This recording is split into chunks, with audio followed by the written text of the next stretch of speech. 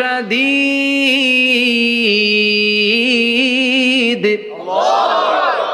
আমি পৃথিবীর মধ্যে লোহা নাজিল করেছি, লোহার ভেতরে আছে ভয়ঙ্কর ধরনের শক্তি।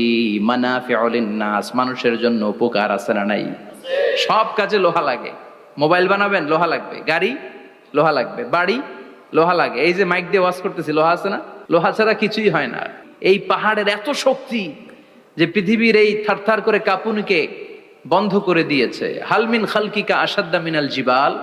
ইয়া রব, আপনার সৃষ্টিকুলের মধ্যে পাহাড়ের চেয়ে শক্তিশালী কি কিছু আছে? আল্লাহ বললেন নাম আছে। কি সেটা? আল্লাহ বললেন সেটা হচ্ছে আল হাদিদ, মানে লোহা। লোহা চিনেন? এই হাদিদ নামে, আল হাদিদ নামে আল্লাহর কোরআনে একটা সূরা আছে না নাই? সূরাতুল হাদিদ, লোহার সূরা।